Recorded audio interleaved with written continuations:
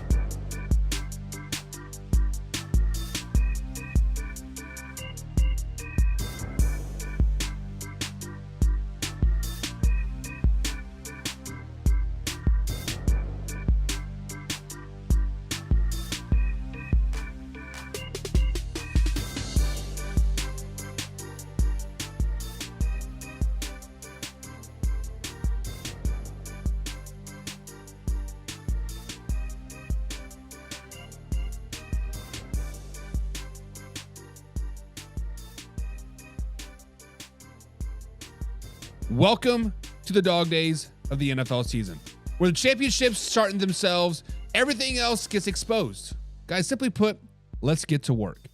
Cue that intro. Are you ready for the best damn NFL show on the planet? Man Hour Nation, rise up. Yeah, hey, let's go.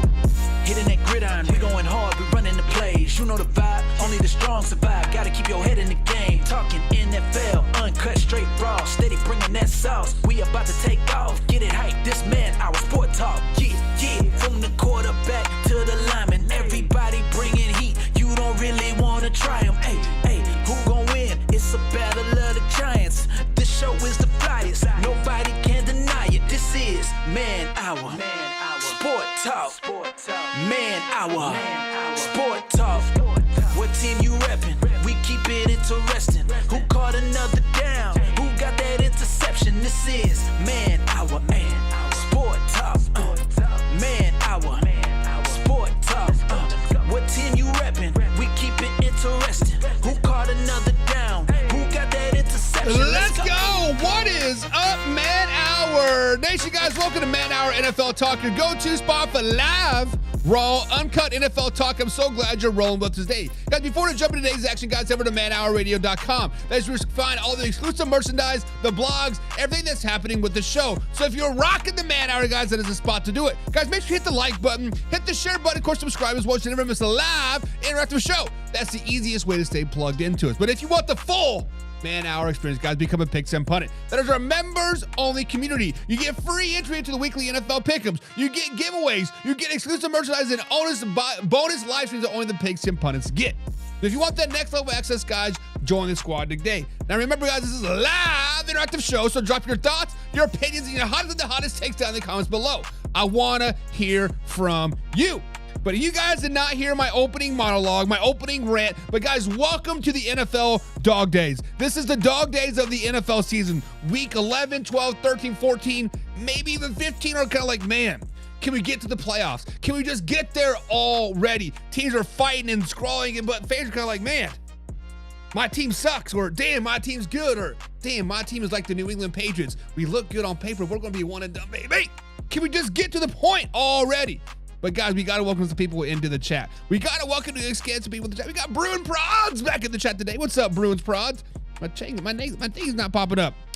So guys, apparently all of my Mac did the update, did the glass update thing, yada. So I got to no chat on screen tonight, but I definitely see your guys' chat. So what's up, Bruins Prods? He says, excuse me?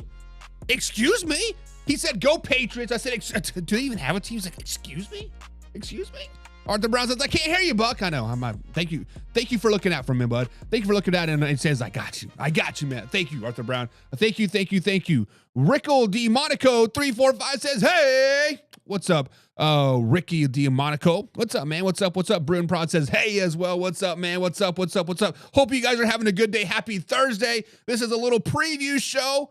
No, it's not. We're not going to talk about the Houston Texans and the Buffalo Bills. Those are two trash-ass organizations.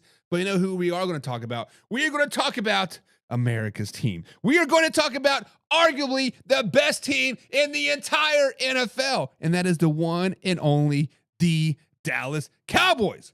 And guys, the Dallas Cowboys are about to flip the whole script.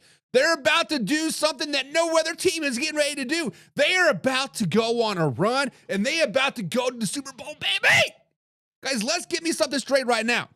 When the Dallas Cowboys beat the Philadelphia Eagles on Sunday, they're going to be back in 500.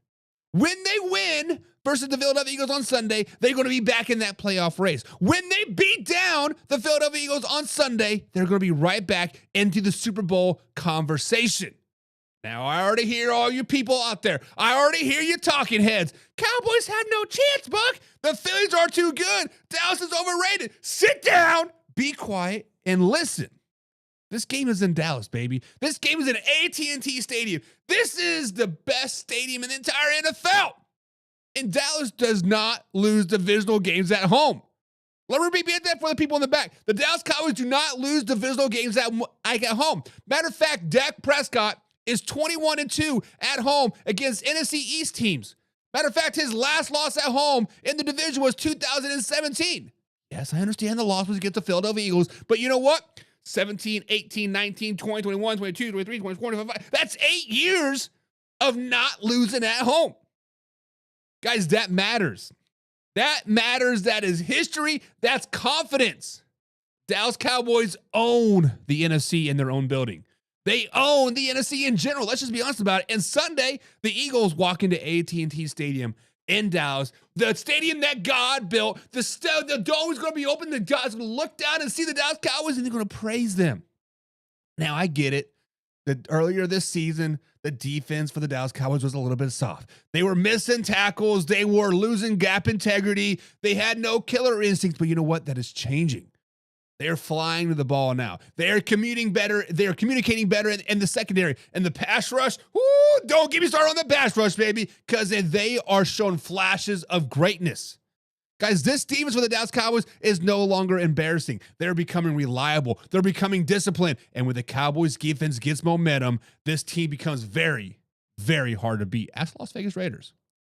They do not need to be perfect. They just got to be physical.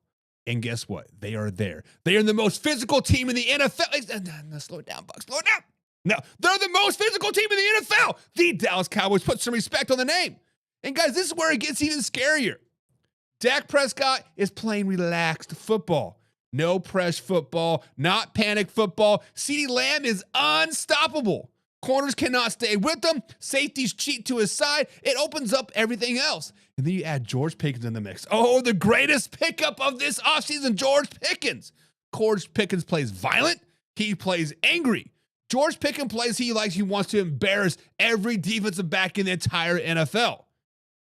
This gives the Dallas Cowboys real balance. You cannot double team CeeDee Lamb anymore. You cannot single coverage George Pickens. And you cannot blitz heavily because Dak Prescott will punish you down the field because he's a top 5 quarterback in the NFL.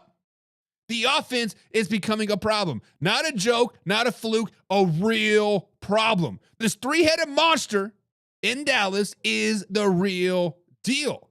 But let's just be real, guys. Let's just be real. When you look at their schedule moving forward, it sets a pretty nice 4-and run. When they beat the Philadelphia Eagles this week on Sunday afternoon football, America's game of the week, on Thanksgiving, they're not beating my Kansas City Chiefs. That's fine.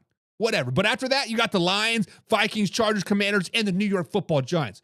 All of those are winnable games. Every single one of them. Lions, trash. Vikings, trash. Chargers, trash. Commanders, double trash. The Giants, I don't know what to do with my hands.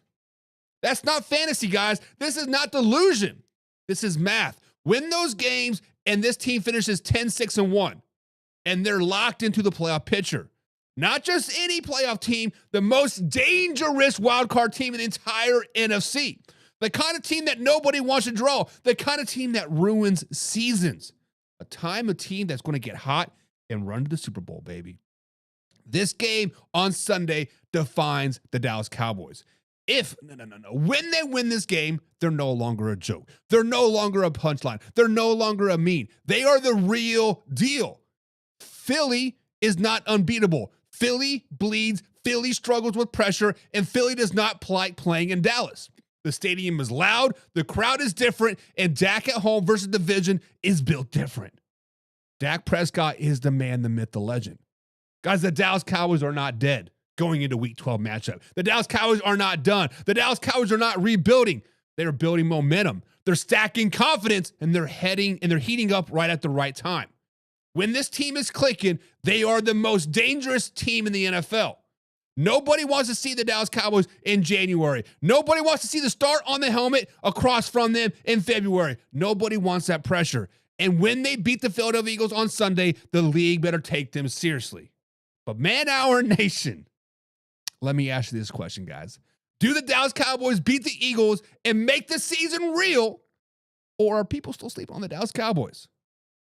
Guys, subscribe. Hit the like button. Remember, we are live Monday through Friday at 7 p.m. East Coast time right here at youtube.com/Man Hour. Now, this is a live, interactive show, so comment down below. Let's get into the comments and discuss your thoughts. Bruins Broad says, Cowboys are going to the Super Bowl is the funniest thing I've heard. Good joke. It's not a joke, baby. This is not a joke. The Dallas Cowboys are a team that you do not want to see sneaking into the playoffs. The Dallas Cowboys are a team you do not want to see getting hot. The Dallas Cowboys are a team that if you have to play them in your building on Wild Card Weekend, they're going to whoop that ass, baby. So whoever it's going to be, whether it be the Chicago Bears, whether it be the Detroit Lions, whether it be the Green Bay Packers, the Dallas Cowboys are going to go to the NFC North team because they're probably going to get the 4th seed. The Dallas Cowboys are going to be a 5th seed. And they're going to go in to your field, to Soldier Field, to Lambeau Field, to Ford Field, and whoop that ass, baby! And when that happens, that's right, I said, when that happens, they are then going to go to whoever the would be the number 2 seed, right? What are we looking at here? We're looking at the Rams, potentially the 49ers or Seahawks. It doesn't matter because they're going to whoop that ass, baby! And then, yes, the Philadelphia Eagles will probably get the number 1 overall seed. Yes, the Philadelphia Eagles are one of the most solid teams in the NFL. Dallas Cowboys are going to walk up to Philadelphia. They ain't going to fly. They ain't going to ride the bus. They're going to start marching. They're going to start marching. And when they get to Philadelphia, they may be marching for 6 days, but damn it, they are there. No more CeeDee Lamb puking in the casino at 7:30 in the morning the day before the game. No more George Pickens out there playing blackjack. Oh, no. They're going to be locked in. They're going to have contacts that make their eyes glow at night. They're going to walk into that field. Come here, Jalen Hurts. Come here, A.J. Brown. Sit down, shut up, and know your road jabronis.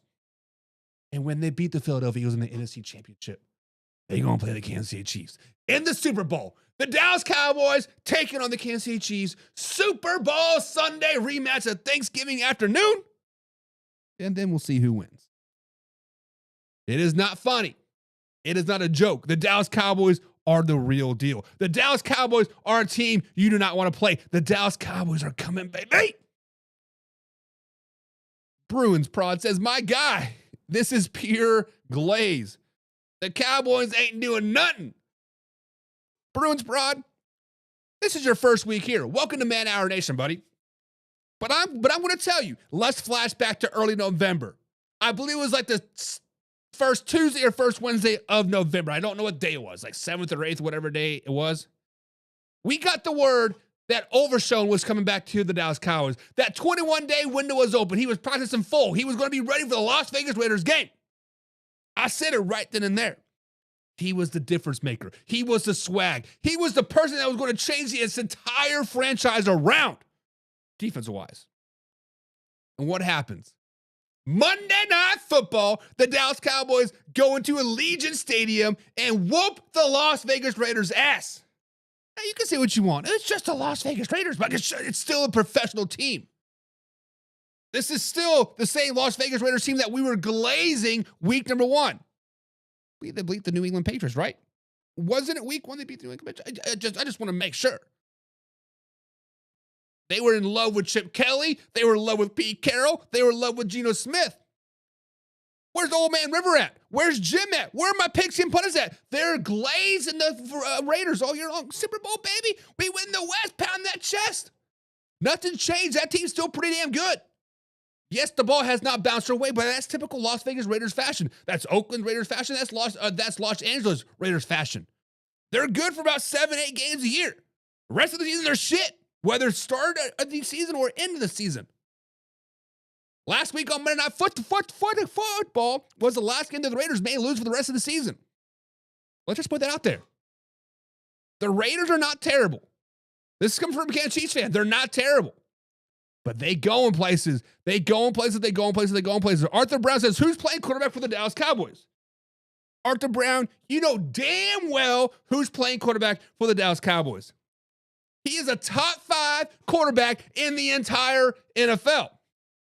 He is arguably the MVP. He is arguably the best quarterback the Dallas Cowboys have ever had. The one and only Dak Prescott. Better than Tony Romo, better than Troy Aikman, better than whoever else they had. A little bit before my time. But you know what? It is what it is. He is still better than Troy, better than Romo. Dak Prescott is the real deal. Dak Prescott's a top 5 quarterback in the NFL. Put some respect on his name, baby. Now, Bruin Prod says, in the MVP, I think we hear something that Drake May, correct? Listen, I believe it's topic number 4 today. Segment number 4, I believe it says MVP talk right there on the left-hand side of the screen, right? When we talk about MVP here in about, 15, 20 minutes or so, whatever the motion of the ocean takes us, I guarantee you Drake May is not in that conversation. MVP conversation this season is Daniel Jones, is Jonathan Taylor, is Dak Prescott, Baker Mayfield, and then, you know what? Probably my man Mac Jones. Put Mac Jones up there in the MVP conversation. Where would the 49ers be without Mac Jones? Certainly not tied for second place. And Bruin Brown says, I hate you. You don't hate me. Bruins Pro says, no, we lost to the Raiders by a field goal and then lost another team by 3 fumbles in the red zone. So what you're telling me is that the New England Patriots, your team, Bruins Prod, lost to the Las Vegas Raiders. But you don't want to give them any credit, any other team for beating the Las Vegas Raiders when your team can't. I'm just saying. If you can't beat them, you might as well join them or something. I don't know. Join them on the couch. One and done, baby.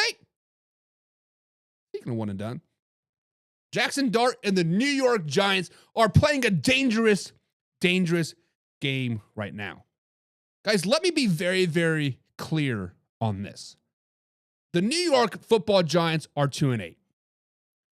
The season is over for the New York Football Giants. The season is cooked. The season is done. And yet here we are talking about rushing Jaxson Dart back into a dumpster fire of an offense.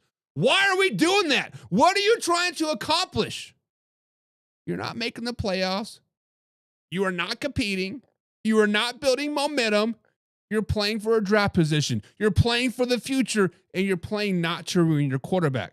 And bringing Jaxson Dart back right now does the exact opposite. Guys, let me give you a little context about what we're talking about. Jaxson Dart has the opportunity to play against the Detroit Lions in Week 12 after coming back from his concussion. But look what he's walking into. Your wide receiver number 1, Malik Neighbors, out. Your RB1, Cam Scabino, out. Your offensive line is ranked 29th the entire NFL. 29th. That is a turnstile. That is a traffic cone. That is an obstacle course for a young quarterback. You cannot develop a young quarterback like Jaxson Dart behind a broken offensive line. You cannot evaluate your quarterback without his weapons. You cannot protect your quarterback when the protection does not exist. This is how careers get ruined. This is how young quarterbacks get ruined. This is how Jaxson Dart is going to get ruined in New York if you play him on Sunday and rush him back. This is the part that should scare everybody in the entire NFL, especially if you're a New York Giants fan. Jaxson Dart has already been evaluated for 3 concussions so far this season. He is currently coming back from one right now. And your answer is to send him back out there behind your 29th ranked offensive line against the Lions defensive front that lives in the backfield? Guys, this is simply reckless. This is irresponsible. That is how you shorten a career before it even starts. You do not protect him by letting him play. You protect him, meaning Jaxson Dart, by sitting him down. New York Giants do not play Jaxson Dart for the rest of the season. The New York Giants need to sit Jaxson Dart and protect him from himself by the end of the season. This team, meaning the New York Giants, is checked out. The defense has players sleeping in meetings. The defense has players missing practices. The locker room is broken. The bye is gone. The coaching staff is gone. And hell, the general manager should be right behind him. You are not setting a culture with the intern head coach. You are simply surviving the season. You are simply trying to get that top 5 overall pick. And in that environment, the environment that you're living right now, you're risking the most valuable asset in the entire building. Jaxson Dart. This is simply malpractice at its finest. This is the New York Giants not knowing how to protect their assets. This is the New York Giants being the worst franchise in the entire NFL. Guys, let's kill this week's talking point right now. You do not need to evaluate Jaxson Dart. He is the guy. He is QB1. That part is done. He has proven what he is worth to the New York Giants. He is QB1. He is your franchise guy moving forward. Your intern head coach, he is not the future. Your system is temporary. Your system is over. Your season is over. There is no reason to see what he looks like right now. There is no reason to risk his health. This is not about football anymore. This is about protecting your future. Guys, the simple fact of the matter is the Giants should not play Jaxson Dart for the rest of the season. Not this week, not next week, not for the rest of the season. Sit him down. You are literally playing nothing but for draft positions. They're not structuring to help them. They're not protecting him. They're not even functioning as a real organization right now.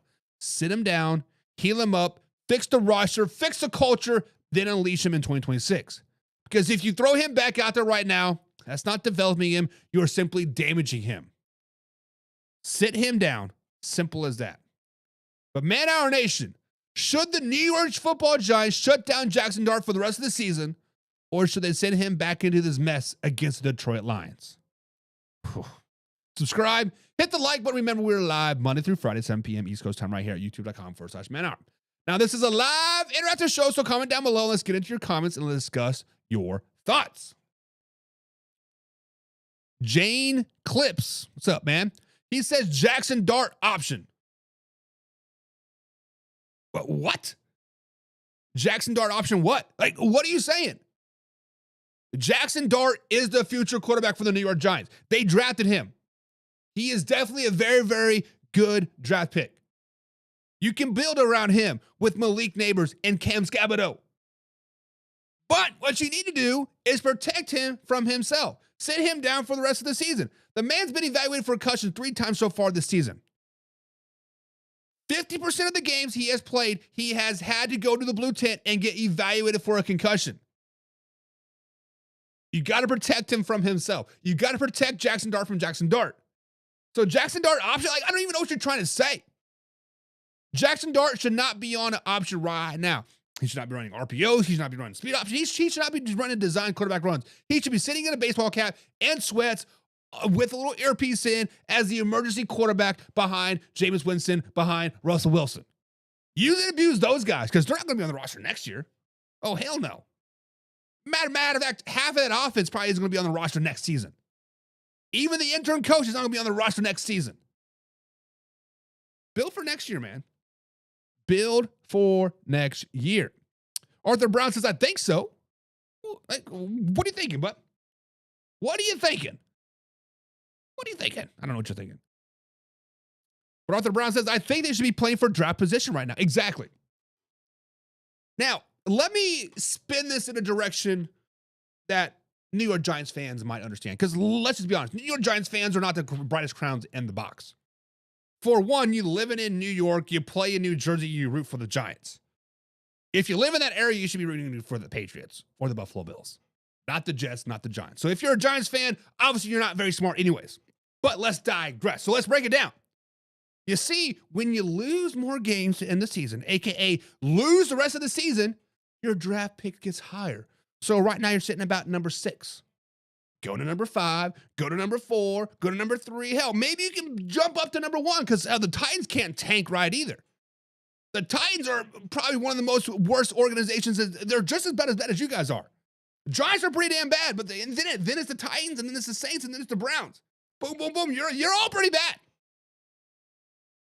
But Giants fans, if Jaxson Dart goes in there, you might fuck around and find out that he can win some football games all by himself. He has almost done that. Jaxson Dart has been kind of effing around and winning some football games. Because when you look at their schedule moving forward, it's pretty favorable.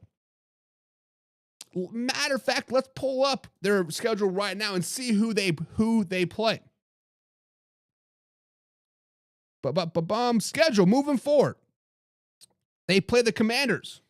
Easy dub. They play the Patriots on Monday Night Football. It could be an easy dub if you fuck around and find out. Vikings, dub. Raiders, dub. Cowboys, man, you're getting blown out. So honestly, let's just call a spade. Realistically, with Jaxson Dart in there, you will win 3 more games. Commanders, Vikings, Raiders. Right? You'll lose to the Lions. You'll lose to the Patriots. You'll lose to the Cowboys. You have a realistic shot beating the Commanders, Vikings, and Raiders. That puts you at 5 wins. And 5 wins is like a 6th, 7th, 8th pick, depending on what other teams do. Right now, sitting at 2, you can get that number 1 pick. So let it happen. New York Giants fans, let it happen. Bruins Prod says Drake May is greater than the NFL. No, he's not. Get out of here. Sit down and know your road, jabroni. Zane Clamp says, I see these quarterbacks is they're talking too much. They're taking too much hits right now. He should just slide and take his yards. Zane, you are absolutely right. He is being a college quarterback still. Hell, it took Michael Vick, 3, 4, potentially 5 years to realize, like, hey, I have a pretty good arm. Let me sit in this pocket and push it down the field. Jaxson Dart's got a pretty damn good arm. Just watch him play. Like, when you watch players like Jaxson Dart, like Josh Allen, you could probably put Drake May in there. Let's give Drake May some love. Patrick Mahomes, Dak Prescott. Those quarterbacks jump off at the screen at you. They jump off at the screen at you just by the way they move, by the way they control their body, by the way they command everything, and way they throw the ball, right? So as a high school coach, I get to talk to a lot of college coaches of like what they're looking for, right? Now, in our offense, we don't throw the ball enough, probably about 40% of the time. But we consistently get quarterbacks drafted over, or not drafted, but recruited over and over and over because of the amount of rotations on the ball. You cannot teach arm talent. You can teach accuracy. You can teach reads. You can teach other things. You can teach the other intangibles, but pure arm talent, pure arm strength, you cannot teach. Jaxson Dart has that. Josh Allen has that. Drake May does have that. Patrick Mahomes, Dak Prescott, all have that. Look the way the ball comes off of their hands, how fast it is spinning. You cannot teach that. You can try to, but you cannot. Pure arm talent jumps off at the screen, and Jaxson Dart has that. Bruin Prod says, this guy said Mac Jones is better than Drake May, by the way. I did. I was just messing with you. Zane Clip says Brian Daboll would be a choke artist and screw up the fourth quarter games. You act like Brian Daboll just wasn't a coach this last week or two weeks ago. You act like Brian Daboll did not have 4 double-digit leads going into the fourth quarter and losing all 4 of those games. I'm just saying. I mean, the dude's averaging, 150 yards passing per game, meaning Jaxson Dart? Let's see. Jaxson Dart has just under 1,500 yards for the season. He's averaged 157 per game. 62% completion percentage. But a lot of that is because look who he's throwing to. Jalen Hyatt, not very good. Darius Slayton, not very good. Wan'Dale Robertson, not very good. Isaiah Hodgins, He's not terrible, but he's way over the hill. Like, come on. If you give him a Malik Neighbors, if you give him, let's just throw a name out there, A.J. Brown next season, and then you draft the receiver number 2, number 3 overall. Now you cooking, baby. You already have a pretty good, damn good defense. As long as they wake up on time and go to practice and don't sleep through meetings, defense is pretty damn good. You are a coach and a couple receivers and, let's say, an offensive lineman away. Let's just call it what it is. And Skibido is carrying. He's carrying his legs to WWE events. You are correct. You are absolutely correct on that one. The man's out there partying. The man's out there partying, have a good time. But you know what? It is what it is. Matter of fact, I think it was on Twitter. He just reached 1,000 Twitter followers or Twitch followers or something, and he shotgunned a energy drink out of a shoe. Like, like this guy is so weird. So weird, but like so much fun to watch at the same time. Much like Baker Mayfield. Guys, Baker Mayfield, MVP Baker Mayfield. And the Tampa Bay Buccaneers guys are built to win. They're built to more. Guys, let's be real about the Tampa Bay Buccaneers. This team started the season off with real expectations. This team thought Mike Evans was going to be healthy all season long. This team thought Chris Godwin was going to be back. And with those two players back, plus a rookie, with the rookie class, plus that defense, Super Bowl conversation was all over Tampa Bay. This was not supposed to be a rebuilding year. This was supposed to be a statement year. And then all the injuries hit. Key guys went down. Death got tossed. Game plans got messy. Most teams would have folded. New York football Giants. Most teams would have collapsed. Miami Dolphins. Most teams would be pointing fingers. Kansas City Chiefs. But the Buccaneers did not, guys. Let me say his name loud. Let me say his name proud. Baker MFN Mayfield. Guys, Baker Mayfield is the NFL MVP right now. I said it and I mean it. This man is duct taping a team together. He's holding the locker room together. He's holding the huddle together, and he's keeping things alive. This is not a perfect team in the Tampa Bay Buccaneers. This is not a complete team. This is not even a healthy team. This team is a fighting team, and it starts with Baker Mayfield at the quarterback helm. Baker Mayfield is not playing scared. He is not backing down. He's not making excuses. He is leading, taking command, and Baker Mayfield is the man, the myth, the legend. And after that loss to the New England Patriots, Baker Mayfield did not hide. He did not deflect. He did not throw people under the bus. He stood up in front of the locker room and he told the truth. Accountability, focus, urgency. And you saw it very, very clearly the next week. They hung with the Buffalo Bills. They did not roll over. They ran the ball over 200 yards. Son Tucker stepped up. The offensive line battled. The mentality has shifted. The energy wasn't faked. There wasn't a moral victory nonsense either. This team is buying back into what Baker Mayfield is saying. Let people think what they want about the NFC South. Let people look at the standings. Let people know and let the people tell them that they're tied with the Carolina Panthers in the NFC South. That does not tell you the whole story. This does not tell the whole story because the Buccaneers team is not the Panthers. They're not soft. They're not broken. And certainly they're not lost. They are injured. They're patched together, but they are very, very dangerous. And when you have a quarterback like Baker Mayfield, you are never out of it. Guys, let me paint this picture for you. Tampa Bay Buccaneers will be dangerous in January. If Baker Mayfield keeps playing like this, if this team keeps buying in, if the running game keeps showing up, this is the team you not want to see in the playoffs. They're physical, they're emotional, they're experienced, and most importantly, they're battle-tested. And they're not playing scared anymore. You get them into January, you get them into a tight game, you get them into a street fight, they will not lose those games because they have a leader, they have belief, and they have Baker Mayfield. Guys, the Buccaneers are not broken. The Buccaneers are not falling apart. The Buccaneers are not frauds. They are different this year. They are tougher, they're more resilient, and they're playing for each other. And as long as Baker Mayfield is playing like this, the MVP level Baker Mayfield, the Tampa Bay Buccaneers guys are a real problem. Man Hour Nation, do you guys believe Baker Mayfield is a real MVP of the NFL right now? Or are the Buccaneers just hanging on by a thread and won't even make the playoffs? Subscribe, hit the like button. Remember, we're live Monday through Friday, 7 p.m. East Coast time. YouTube.com/Man Hour. Now, this is a live interactive show with no comments popping up today. We'll fix that tomorrow. Let's discuss your thoughts. Arthur Brown says, I think Bo Nix is the MVP right now. MVP mix.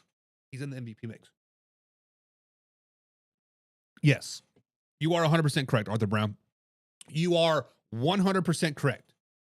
I always gloss over the Broncos because as a Chiefs fan, I hate seeing the Broncos be successful.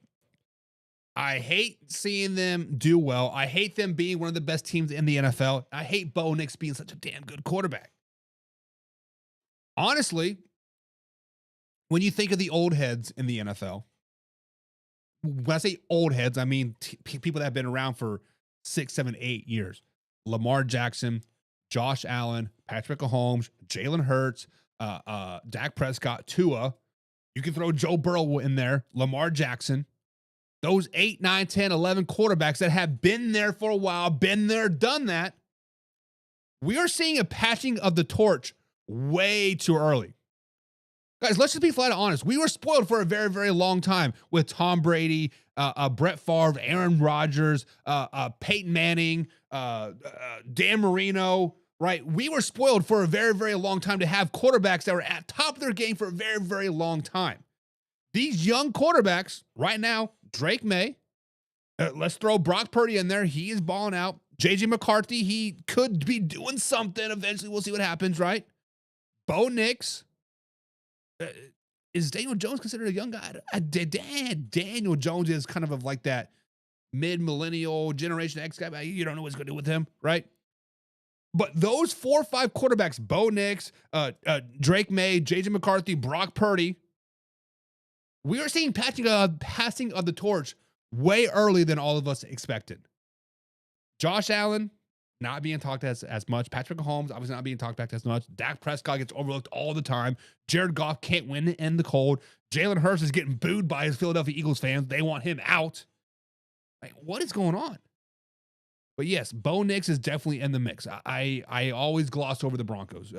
Thank you for keeping me honest, man. Bruins Pro says, by the way, did you see that Cam Newton said about Drake May, even after Drake May said he was his favorite player growing up to watch? Pure disappointment. So I did not see the clip. I just saw a clip of the meme. So from what I understand is that Cam Newton called Drake May's fool's gold, right? Now, I don't know what the context is, what the question was. Also, like, all it was is like, Cam Newton says Drake May is fool's gold.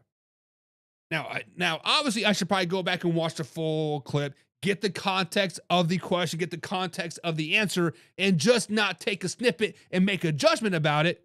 But then, scrolling down on Facebook a little bit more, I saw Stephen A. Smith saying, oh, First Take's the #1 show in America. You telling me Drake May didn't see that or some shit? Like, it just sounds like drama to me, honestly. Anytime Stephen A. Smith's names come up, I'm just like, fuck it. I cannot stand Stephen A. Smith. Matter of fact, now that, what's his face? Peter Schrager is now on First Take every now and then. I'm like, I like Peter. I liked him on the NFL show. I was like, let me give First Take a shot again. Let me give ESPN a shot again.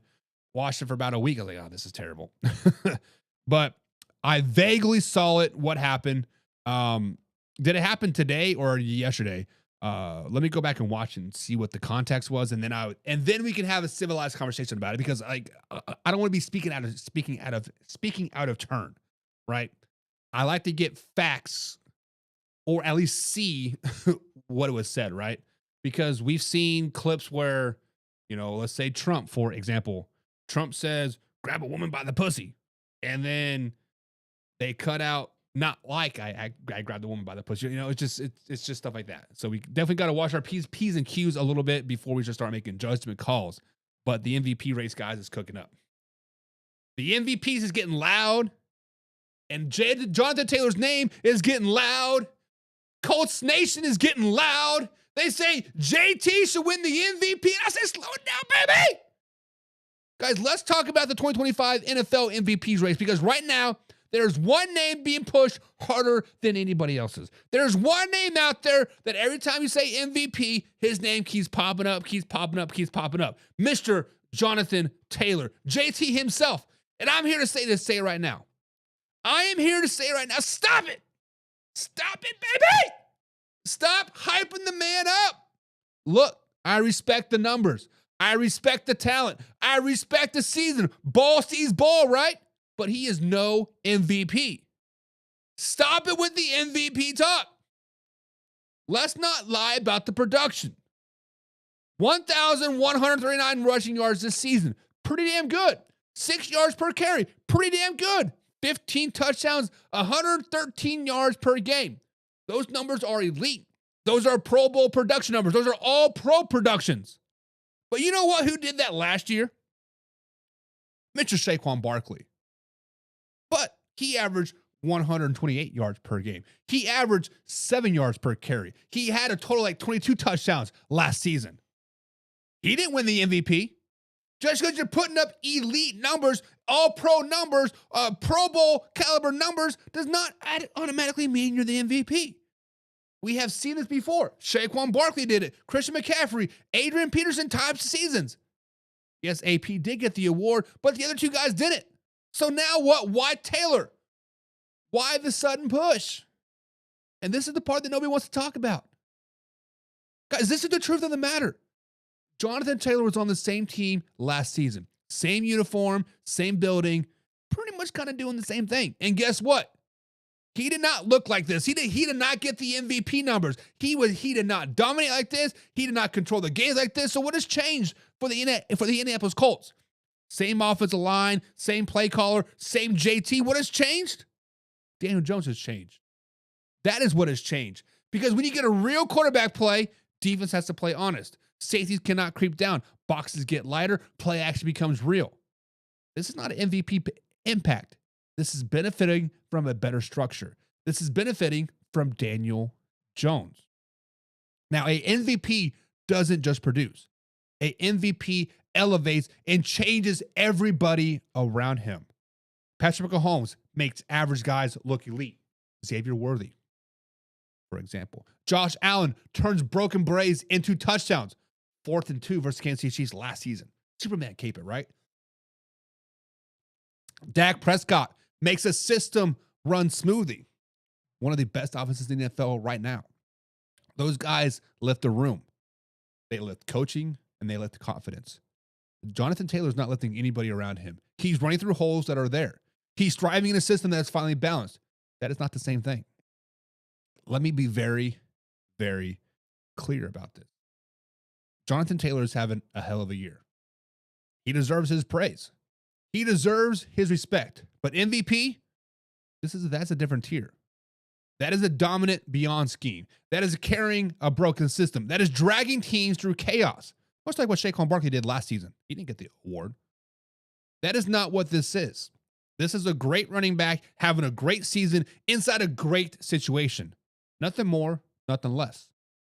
Jonathan Taylor is not the NFL MVP.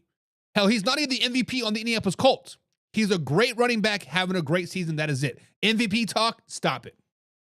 But Man Hour Nation, let me ask you this question. Do you guys think Jonathan Taylor, JT himself, deserves the MVP? Or are we confusing a great season with true value?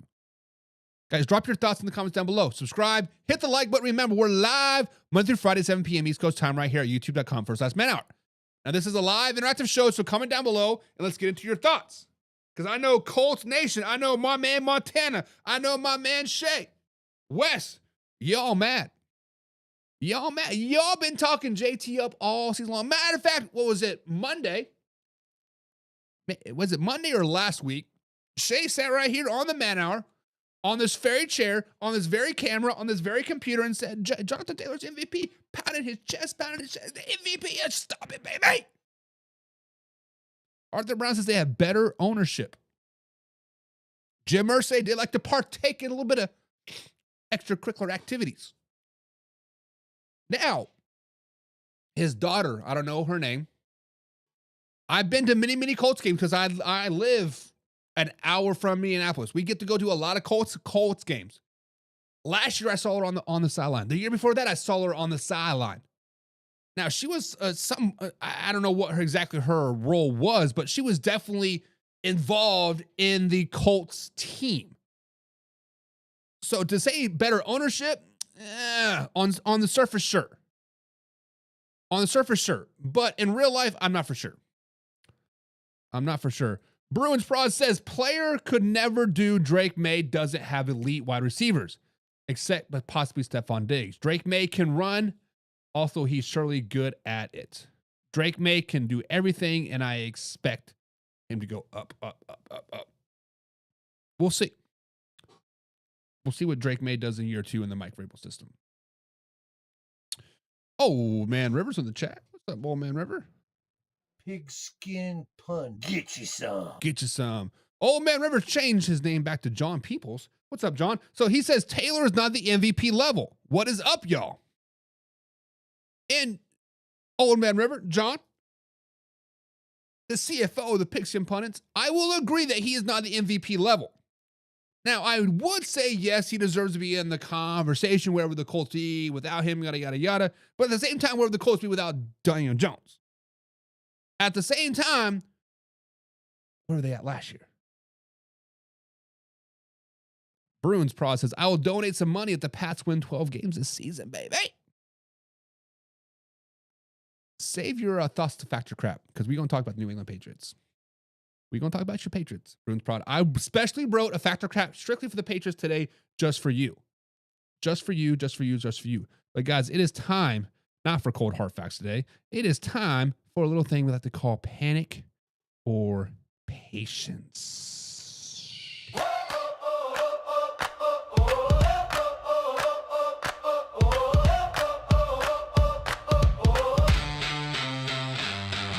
The clock is ticking loud, tick, tick. Fourth and goal, the pressure's thick. Do we fold or make the play? The fans are shouting, hey, hey, hey. Do we rise or take the fall? Are we legends after all? Panic or patience, what's the call? Are we standing strong or about to stall? One big move or let it ride? Panic or patience, you decide. Alrighty, man, our nation, it is time to switch gears and dive into the little segment we call panic or patience. And here's how it works. I'm going to throw out a situation, a scenario that's happened right now in the NFL world. Is us up to decide. Should we hit the panic button or we need to slow it down, baby, and show a little patience? If you think it's time to panic, we'll say, okay, Buck, things are not looking good. We need to start freaking out a little bit. It's a little bit of uh-oh moment where everything starts to seem spiraling out of control. But if we think you need to relax, we need to take a bait at Aaron Rodgers, RELAX, take a deep breath, and let's play it out situation. We're going to go with patience. But we remind ourselves that sometimes takes time. Not every bump in the road is the end of the world. So, guys, are we jumping off the ledge, or are we sticking it out and trusting the process? Time for a little thing we call panic or patience, guys. Let's roll with it.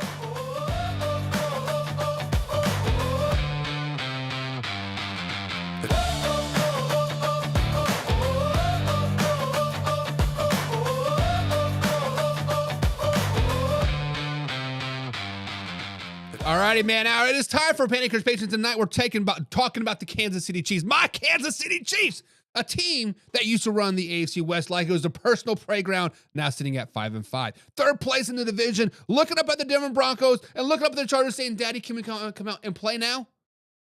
So, guys, this question is real. This question is real simple today. Should the Chiefs Kingdom, should Chiefs Nation be in panic mode, or should they stay patient sitting at 5-5 right now? Okay, let's start with the panic side of things, because there's a lot of people out there that are panicking. There's a lot of Chiefs fans out there panicking, and I get it. There is real concern in Kansas City. First of all, the Kansas City Chiefs are no longer the bullies of the AFC West. They just lost a massive division game to the Denver Broncos. The Denver Broncos walked them down with a second-year quarterback. Bo Nix threw nearly 300 yards. Will Lutz kicked the game-winning field goal, and the Chiefs had control of the division for 9 straight seasons, and now they're on the verge of losing it. Matter of fact, they had probably lost. Let's just be honest about it. Patrick Mahomes has not looked like himself in games. That is not an option. That is a fact. He has not looked like himself. tied game, 4 minutes left. All you need is a field goal, incompletion, sack, punt. That's not Patrick Mahomes. That's not vintage Mahomes. No, that's not even rookie, second-year Patrick Mahomes. This team used to live for one-score games. This team used to live off of one-score wins. 17 straight at one point. This season, every single game has been a loss. Every single score game has been a loss. The magic is gone. The fear factor is gone. Offensive line has discipline issues. 10 penalties against the Denver Broncos. Too many mistakes coming out of the bye week. That is coaching frustration. That is preparation frustration. And then there's the standings. When you look at the standings, the Denver Broncos are sitting at 9-2. The LA Chargers are sitting at 7-4. And the Chiefs are 5-5. On the outside, looking in of the playoffs. This is not vintage. This is not normal. This is not the Kansas City Chiefs that we've grown to know and love. If you are the panic cam and you're thinking about this, division's basically gone. Mahomes not clutch late. Offensive line is sloppy. And the dynasty might be cracking. Guys, I get it. You should be panicking. But you need to slow it down, baby. You need to slow it down. Because this is exactly where everything shifts. Let me say it clearly that you all need to calm down. Let me say it again for the people in the back. This is exactly where I had the Kansas City Chiefs back in August. I had this team being 5-5, 6-4 at this point. The schedule was brutal. The injuries piled up, right? Rashid Rice being out, changed the offense. Isaiah Pacheco coming back takes time to get rhythm. You cannot just plug and play pieces back and expect everything to flow. This team has been spoiled with greatness, spoiled with dominance. Going through a rough patch does not reach a culture, does not change who you are. At the end of the day, Patrick Mahomes is still Patrick Mahomes. A rough stretch does not change that. Travis Kelce just set a franchise touchdown record. Chris Jones is still the best of the best. It just gives us an opportunity. It just gives us an opportunity to see what the Kansas City Chiefs are made of. There are 7 games left. You know what that means? This season still can flip fast. 10 wins will get you into the playoffs. Will it be pretty?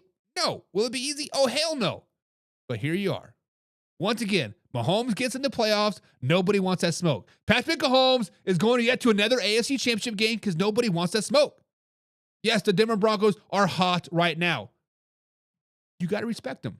The Chargers are playing good football too. A little bit of a roller coaster ride. But let's just be honest. Let's not forget this. Andy Reid's team traditionally get better after adversity, not worse. Look at last season. Travis Kelce, Andy Reid get into a fight on the sideline. What happens? Super Bowl, baby. The patience is here. Calm down. Stop acting like the sky is falling. This is not a collapse. This is just a rough patch. But guys, this is where I stand. I need y'all to slow it down, baby. Y'all need to calm down. 5-5 is exactly where I told you the Kansas City Chiefs would be back in August. They had tough games. Rashid Rice being out. Isaiah Pacheco coming back. Chemistry takes time. And if they drop 7 losses, then we can start talking a little bit about a panic. But right now, y'all need to take a chill pill, slow it down, baby. 10 wins gets you into the playoffs. It won't be pretty, but it is enough. NFL world, Chiefs Kingdom, everybody just needs to breathe. RELAX. Kansas City is fine. Kansas City is A-okay. But Man Hour Nation, what do you guys think? Are you in panic mode about the Kansas City Chiefs, or are you riding it out with the patience like me? Guys, subscribe. Hit the like button. Remember, we're live Monday through Friday, 7 p.m. East Coast time, right here, youtube.com/Man Hour. Now, this is the live and active show, so comment down below. Let me know your thoughts. Arthur Brown says, panic, panic, panic, baby. Sound the alarms. Ooh, slow it down, baby, because John says panic as well. He says, I'm laughing my ass off, but y'all need to be panicked. Hit the snort button. Where's it at? Hit it. But Maximus, 88, comes in and brings some logic to the conversation. He says, Chiefs don't have to panic, but they're obviously going to have to be a playoff team. But let's just be real. I think we all can understand they're not a Super Bowl team. Wouldn't be shocked if they're back in it, though, next year. Maximus, you are exactly right. Every team goes through rough patches. Let's look at the Philadelphia Eagles back in 2022. Went to the Super Bowl, lost the Super Bowl to the Kansas City Chiefs. Started the next season off 11-0. Bada bing, bada boom, they lost the next 5 out of 6. First round exit, 1-0 to the Tampa Bay Buccaneers. Next year, what happens? They reload, they retool, right back in the Super Bowl, baby. This is just what Kansas City needs to do. Much like the Buffalo Bills. They need to get punched in the mouth a little bit. Pop, pop, pop, pop. Bring it back down. Right? Just like my nephew. My man's an 8th grader. The man's a little stud. Running people over all year long. He's like, I don't have to work hard. Man, I'm a stud, baby. I don't got to do this. He goes to All-Star game. Gets his ass whooped. Got that ego in check. He's like, damn. Uncle Michael, Coach Buck, let's get in the weight room. Let's get some work done. That's what the Kansas City Chiefs need to do. They just need to get punched in the mouth. They need to get some work done. They need to go on a little bit of run. They're going to win on Sunday versus the Indianapolis Colts. They're going to win on Thursday versus the Dallas Cowboys on Thanksgiving Day. Then they got a 10-day break, and then they play somebody else, and then they got the Houston Texans. Guys, before we know it, they're going to be sitting at 9 wins. They're going to be sitting at 2nd place in the division. They're then running like, oh, shit. They'll be okay. Arthur Brown says, Travis Kelce is slowing down. To be fair. Travis Kelce was never very fast.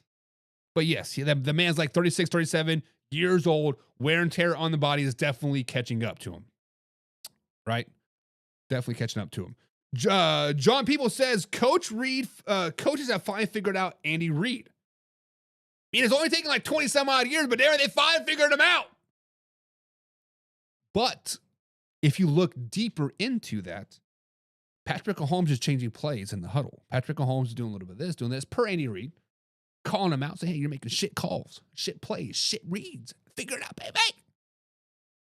You do the math. Maximus says, whoa, slow it down, baby. Them boys are going to destroy y'all Thanksgiving Day. Maximus. Oh, Maximus. As the Dallas Cowboys will win on Sunday versus the Philadelphia Eagles. As the Dallas Cowboys will win 6 of their next 7 games. As the Dallas Cowboys will be a playoff team with twin wins. As the Dallas Cowboys will go to the Super Bowl. They're not beating the Kansas City Chiefs on Thursday. Thanksgiving Day, they're not beating the Kansas City Chiefs. I'm going to be in my mask. I'm going to be in my Chris Jones jersey. I'm going to be in my Superman briefs, sitting in my daddy's house, pounding my chest, said, you them boys? No, we them boys, baby. We them boys. Nope, Chiefs winning. I agree, Bronson. I agree. But guys, panic or patience? Should the Kansas City Chiefs be in panic mode or a little bit of patience mode? That's the question. Next up, guys, here on the Panic or Patience is the Detroit Lions. Guys, should Lions fans be in panic mode for the Detroit Lions sitting in 3rd place and 6-4 in the NFC North? So, Man Hour Nation, the Lions are sitting at 6-4. The Lions are sitting in 3rd place in their division behind the Chicago Bears and the Green Bay Packers. And their schedule coming up is not very soft, as they do play a cupcake game in the New York Football Giants. But after that, you got the Packers, you got the Dallas Cowboys, put some respect on their name, the LA Rams, the Steelers, Vikings, and then you finish with the Chicago Bears at Soldier Field. So guys, this question is simple. Should Detroit be in panic mode, or should they need to stay patient sitting at 6-4 in 3rd division right now in going into week 12? Guys, if you're on the panic side of things, it's not crazy right now. The Lions are in 3rd place. Not 1st, not 2nd, 3rd. And their schedule moving forward is pretty bad. It's pretty brutal. It's no Cape Cock like the New England Patriots schedule. You're staring at multiple playoff caliber teams. Packers, Cowboys, Rams, Steelers, Vikings, and Bears. That is no joke. That is the facts. Circle the Packers and Bears games right now, because if you're a Lions fans, those are the ones that are going to define your season. Those are the ones going to make or break your season. Those are the ones, and your tiebreakers are cooked. Your playoff odds shrink fast if you lose those games. Guys, truth be told, guys, the Detroit Lions have not looked dominant. They have not controlled games consistently. They are letting teams hang around. And in this NFL, if you're not finishing teams, it comes back to bite you in the butt. It's going to bite you in the butt, Denver Broncos. It's coming. And here is the bigger panic trigger. 10 wins, I feel, is basically a lock in the NFC playoffs this season. You're at 6. That means you got to win 4 more. That is no small task when you look at the schedule. If you drop a game that you're supposed to win, like the Giants game, then the math gets ugly and ugly fast. Lose to the Giants, and now you have to steal wins from playoff teams just to survive. That is when the panic side tries to strike up a little more. If you're not playing clean football, you are buried in the division, and the runaway is getting very, very short. What if you're on the patient side of things? Let's slow it down, baby. Guys, the Lions are not dead. They're not broken. They're not lost. They're exactly what I call a duck on the pond. Calm on the surface, legs moving like crazy underneath. The roster has fought all season long in every game. They're not getting blown out, and they're not folding. There are wins to build off in back half of the season. The Giants game is very, very winnable. The Vikings game is very, very, very, very winnable. That gets you to 8 games right there. And then you get the Bears at the end. Yes, it's in Chicago. Yes, it is tough environment, but this is a winnable game as well. That could be your 3rd win, number 9. Detroit has been here before. They've handled business and pressure like this before. They have shown that they can rally late. The best part about Detroit is clarity. They know exactly what the math is. 4 wins gets you in. They don't need 12. They don't need 15. They don't need magic. They need consistency. And let's just be honest. The Lions play better when nobody is hyping them up. They play better when they're feeling slighted. When they feel like people expect them to fail, that's when they do their best work. But guys, if I'm a Detroit Lions fan right now, I'm in full-blown panic mode. I'm in full-blown panic mode if I'm a Detroit Lions.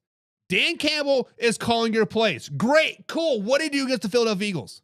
9 points? You could call them a duck on the pond. Nice, calm. Oh, we fine, baby. But the legs are grinding. The legs are giving out. We're tired, baby. We started to sink. But hey, just nice little duck on the pond. If you lose to the New York Giants on Sunday, which I expect they might do, Jaxson Dart coming back. Oh, full-blown panic mode, baby. But Man Hour Nation, what do you guys think? Are the Lions a panic team or a patient team right now? Are you team panic or team patient if you're Detroit Lions fans?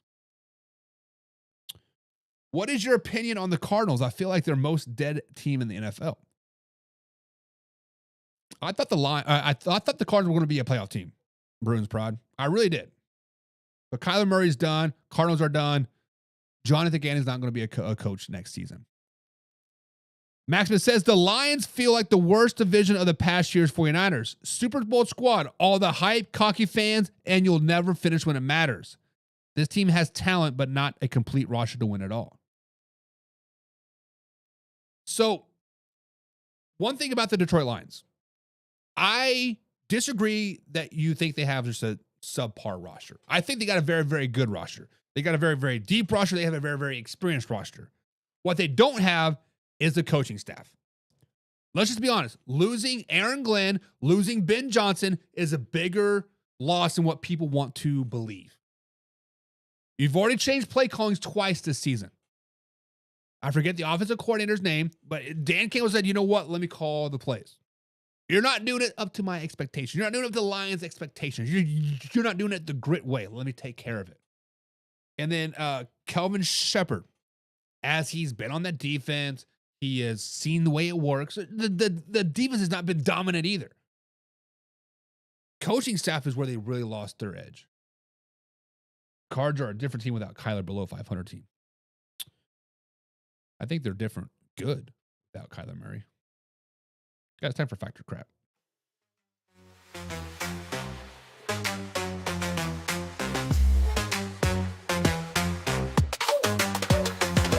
When there's something strange in the NFL scene, rumors fly wild, what does it mean? You scroll through the feed, it's a clickbait trap. Who you gonna call? Fact or crap? Fact or crap?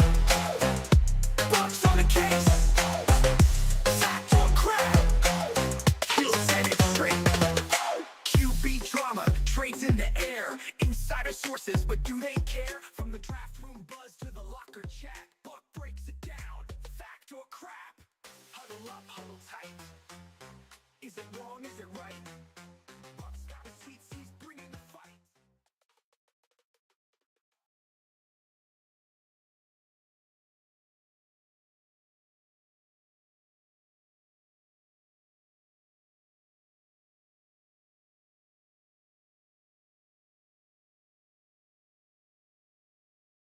not anybody else.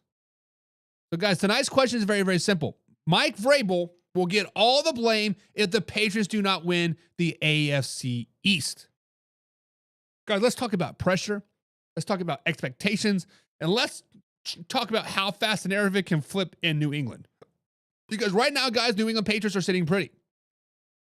They're sitting at 9 wins. They got a 2.5 game lead over the Buffalo Bills in the AFC East.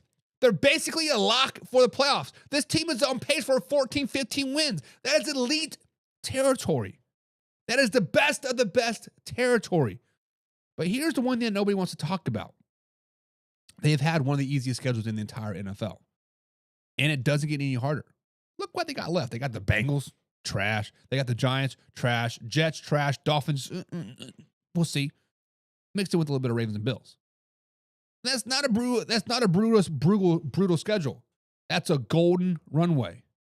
So right now, everybody's praising Mike Vrabel. Right now, everybody's praising Drake May. Best coach job in football, coach of the year candidate, culture changer, cool, fine, fair. But let me flip the script. What if this all falls apart? What if the Patriots lose to the Ravens? What if the Patriots lose to the Bills? What if one of these easy game trips them up? All of a sudden, they lose out or win one more game. The Bills went out and boom, the Buffalo Bills still in the AFC East. Now what? Let me tell you exactly what happens. Nobody's blaming Drake May. Nobody's blaming the schedule. Nobody's blaming the roster. Nobody's blaming bad luck. They're blaming Mike Vrabel. Because when you are handed a 2.5 game division lead, a soft schedule, a playoff-ready roster, and you still find a way to lose a division, that's coaching malpractice in the eyes of the media. That's Mike Vrabel's part in every Patriots fight. The story won't be they overachieved. The story will be how Vrabel let it happen. That's just reality of coaching in New England. You don't get credit for building a lead. You only get blamed when you blow it. So, guys, fact or crap, will Mike Vrabel get the blame if the Patriots do not win the AFC East? Guys, I'm calling fact. As he will wear it, he will own it, and the media will put it squarely on his shoulder. Fair or not, that's just the way it works. Drake May is praised. Mike Vrabel will get blamed. So, guys, what do you think? Fact or crap? Would it be fair to blame Mike Vrabel if the Patriots fumble the division lead and do not win the AFC East? Drop your thoughts, comments, and remember this is live and after show. I am muted. I know. My bad. Matt Hour saying the Patriots have a cupcake schedule is the only excuse you can make for the Patriots. It's not like we didn't beat the Bucs and the Bills, and we beat the Bills and the Ravens. Truth be told, let's just be honest. The Patriots have an easy schedule. When we were breaking down their schedule back in May, June, July, way too early schedule predictions, and then we did it back in August again. I had them as a 9-10 win team simply because of the schedule they played. Arthur Brown, no disrespect to your Dolphins, but easy wins. Jets fans, disrespect to your team, easy wins. The Bengals, I just thought were never going to be good. Right? And then the Browns, come on. You have a very, very easy schedule. The only game that you guys have lost that I thought you should have won was the Raiders game. What? But Bruins probably is saying facts. Mike Vrabel will get all the loss. None of it will fall on Drake May, Stephon Diggs, defense, nobody else. All Mike Vrabel. Arthur Brown says they're going to make the playoffs, but it's going to be a one and done. I concur. The Patriots might go 14 wins, 15 wins. Sitting at 2 losses right now. Sitting at 9-2 right now. Ravens are playing for everything right now. Lamar Jackson's hurt every other day. Ankle, knee, shoulder, hamstring, quad. He's sick. He's literally practicing one day a week. Luckily for you, you play the Ravens, week 16, 17? It's a very, very real possibility they go 14 wins. 14 and 3, 15 and 2. Very, very real possibility. The only loss coming is going to probably be coming to a triple game versus the Jets or the Bengals or the Dolphins. It's going to be a game that you don't expect them to lose. But if they finish the season out 9-8, if they finish out the season 10-7, Mike Vrabel, you're trash. You're this. You're this. How can you lose it? What's going on? It's going to be Mike Vrabel to lose. It is what it is at the end of the day. But guys, that is it for today. Man Hour Nation. Let's end something. Let's end it right. We are out. Hey, now it's time to take off. Gotta keep it live and raw. Better stay tuned in. Man Hour NFL talk. I know that you're ready for more. They on the field, ready for war. Who's in the lead? I'm checking the score. We about to do it like never before. NFL live, uncut, raw. This is Man Hour NFL talk. Let's go.